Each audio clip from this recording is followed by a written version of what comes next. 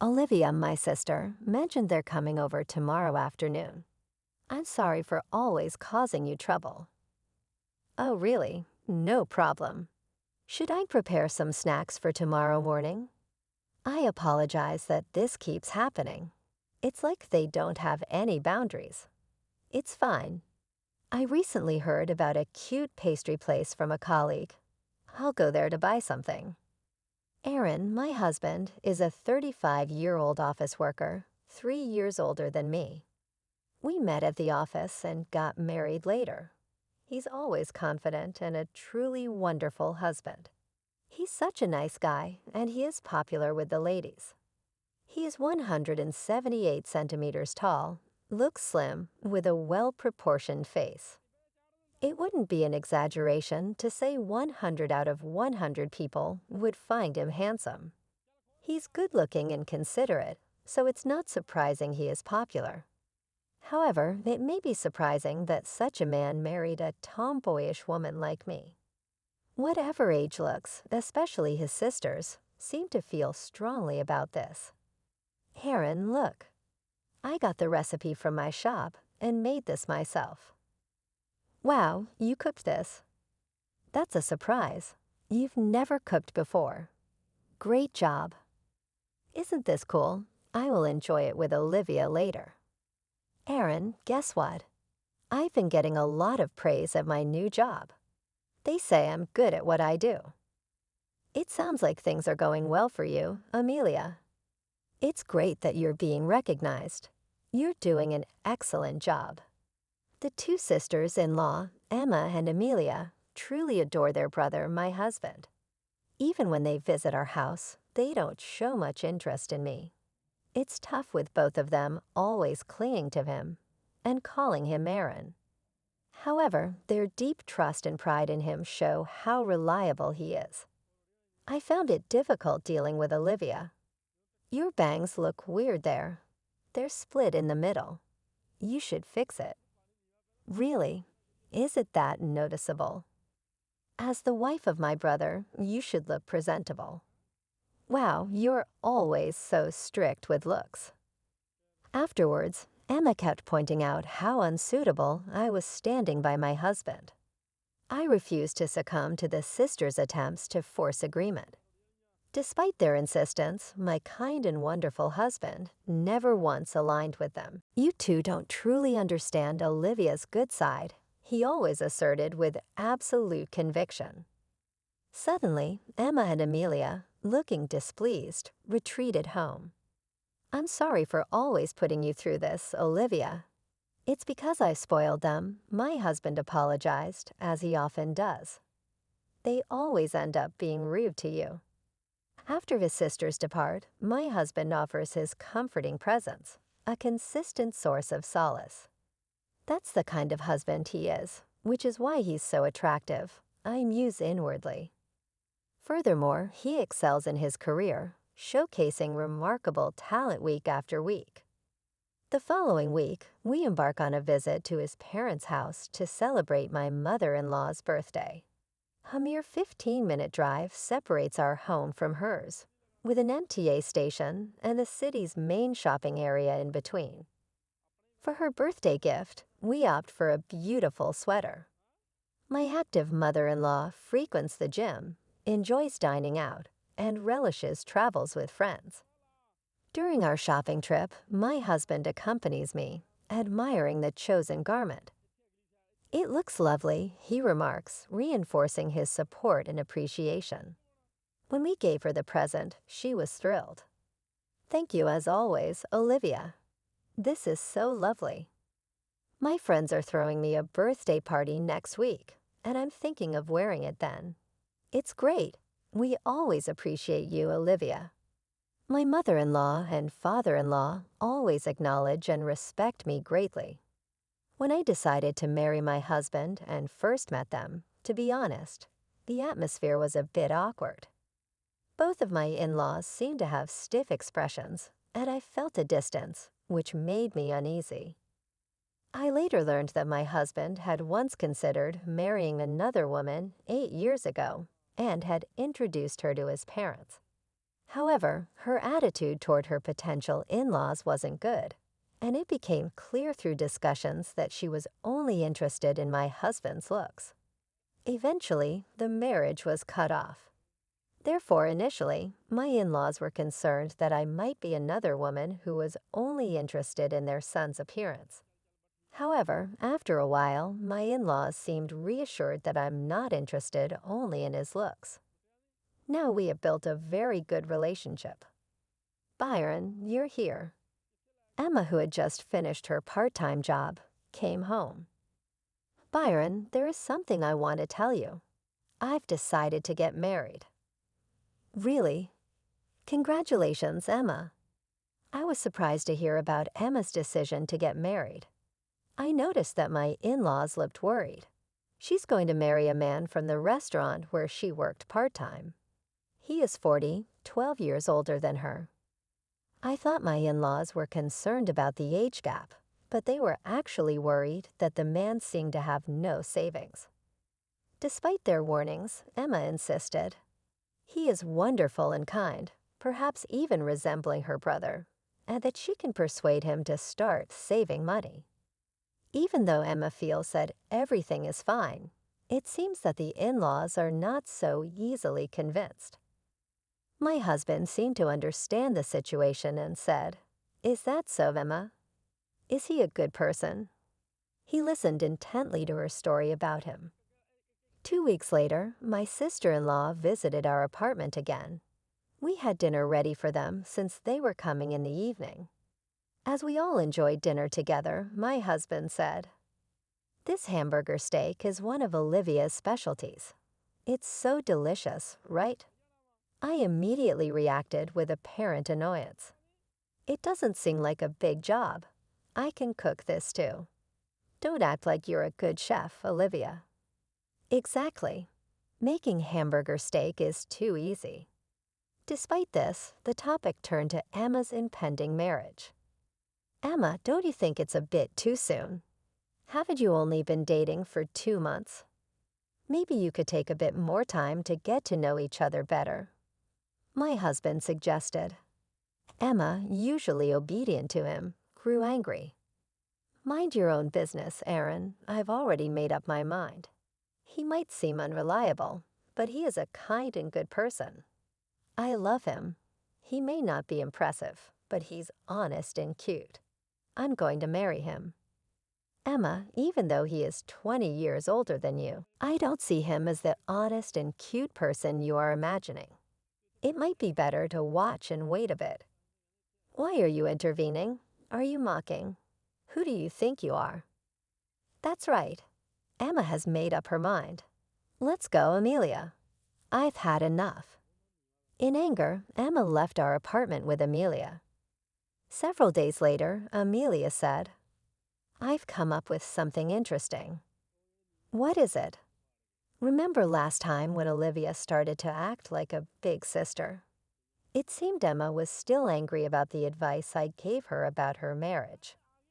Emma's interesting idea was, one day, I stopped at an ATM on my way home from work. There was a credit card left at the ATM.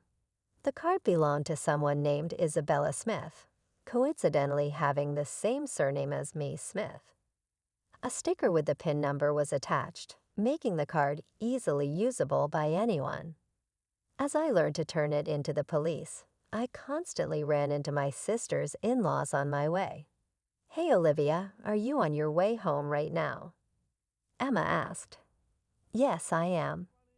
"It's rare to see you here," I replied. "Olivia, I'm really hungry. Can you treat us to some food?" Emma requested. I was very surprised. This was so unlikely of her. "Really? Of course I would. Let me check with Aaron. Just wait a moment." When I sent a message to Aaron, he replied saying he'd be late and told me to go ahead. "What are you in the mood to eat?" I asked. "I'd like some pa," Emma said. "Me too. I want pa, Amelia." Following their requests, the three of us headed to a fancy Italian restaurant. Emma ordered pescat, Amelia ordered bull, and I ordered carbonara. We talked about my husband while eating, enjoying hearing stories of how he protected them from bullies and helped them with their studies. Our pasta arrived, and as we were eating and chatting, suddenly Amelia exclaimed, "Oh, I'm sorry." Some of her Balkan sauce had splashed onto my white shirt, leaving a big stain. "Olivia, you might want to go to the restroom to clean that stain," Emma suggested. "You're right. I should," I agreed, heading to the restroom. I left my seat with just my handkerchief. By the time I returned, the boss had finished their meals. Quickly, I ate the remaining pasta, and we left the restaurant. "I'm really sorry about staining your shirt," Amelia apologized. "It's all right. It wasn't a special shirt anyway," I reassured her. "Thanks for the treat today," Emma said. "You're welcome. It was really fun hearing stories about Aaron. Let's do it again," I suggested. "Yeah, let's." "Take care." They bid farewell. I was so happy to finally have a proper conversation with my sisters-in-law. However, I completely forgot about the credit card I had collected at the ATM. Turns out Emma had gotten a hold of it. That was so easy. "That stupid woman, she's so clueless," Emma remarked. It's not like I wanted her to treat us to a meal. She really should have noticed. She said the shirt wasn't special, right? Well, it didn't look expensive. Also, she has a card made under the fake name Mia, Amelia added. Really? That's suspicious. People say you can judge a book by its cover. Hey, what if she was a criminal? Emma pondered. Their aim was not to have dinner together, but to use my credit card. Specifically, Emma wanted to use it to pay for an extravagant honeymoon. However, I did not have a credit card. That evening, Emma booked her honeymoon to Hawaii using the card. I discovered it was an extravagant plan, involving a stay at a luxury hotel. The following month, I heard from Aaron that Emma got married without a ceremony and left for her honeymoon. Emma had kept talking about marriage, but I thought she was just dreaming. I wonder if she is all right. I have a feeling there's something off about her partner, I said while having dinner with my husband. Then I got a call from Emma. As soon as I answered, I heard an extremely excited voice. "Thanks for the $30,000 gift." "Wait, Emma, aren't you on your honeymoon in Hawaii?" I asked. "That's right. I'm calling from Hawaii right now," she exclaimed. "Sounds like you're having fun, but what do you mean by a $30,000 gift?" "I paid for this entire animal with your credit card, so you will have to cover the charge," Emma revealed. "What do you mean?" "I don't have a credit card," I exclaimed. "Huh. I thought this card was yours," Emma replied, confusion evident in her voice. After a while, Emma returned from her honeymoon. She was questioned by Aaron and the in-laws for the details, and she eventually spilled the beans. According to Emma, she wanted to go on a honeymoon and also wanted to get back at me for interfering in her marriage. She thought it would be a good idea to pay for the honeymoon using my credit card. She had plotted beforehand, unbeknownst to me, and using the excuse of treating me to a meal, she stole the credit card from my bag. However, the credit card was not mine. Emma committed a crime by unauthorized use of a stranger's credit card, spending $30,000 in total. This is a serious issue. We contacted the credit card company and tried to negotiate a settlement with the owner. Surprisingly, the credit card owner turned out to be our relative Isabella. Considering the family relationship, we thought the settlement would go smoothly. However, this particular relative was quite eccentric. For some reason, she had a grudge against my mother-in-law and was not someone who would easily forgive us. Together with my in-laws, husband, and Emma, we visited Isabella's house to apologize. I deeply apologize for what Emma has done. Of course, we will immediately return the $30,000? Isn't this an unauthorized card usage? Doesn't she know that this is a serious crime? Isabella fumed. Of course, Emma always acts without thinking of the consequences, and this time she used $30,000. We are truly sorry. Give me a reason why I shouldn't go to the police, she demanded. Forgive her? We're family, right? A crime is a crime, whether we are related or not. It doesn't matter. Also, will Emma herself repay the $30,000 she used without permission? Emma is a part-timer with no savings, so I will initially take on the responsibility of repayment. Do you think just repaying the money will resolve this? Don't joke with me. The discussion between the father-in-law and Isabella didn't progress and ended up dragging on. They finally decided to discuss it again on another day. Later on the third visit, Isabella finally agreed to the father-in-law paying the $30,000. Moreover, she then demanded an additional compensation of $5,000. The father-in-law complied with this unreasonable demand and transferred a total of $35,000 to Isabella's account. Subsequently, Emma ended up owing $35,000 to her father-in-law. To ensure she would not default, a legally valid promissory note was also prepared. Emma's husband, who went on the honeymoon to Hawaii with her, disappeared as soon as he found out about Emma's $35,000 debt. To protect himself, he initiated a divorce and fled from his newlywed wife, Emma. Moreover, he quickly started living with another woman before the divorce procedures were even finalized. He is a 40-year-old man, 12 years older than Emma, with no savings and no steady job. But apparently, he had a way with the ladies. Emma married him, being charmed by his unreliable yet cute demeanor. I do feel a bit of sympathy for Emma.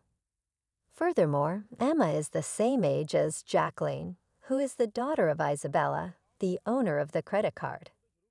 They went to the same school from elementary to high school, but they were in different classes and had a competitive relationship, rather than a friendly one.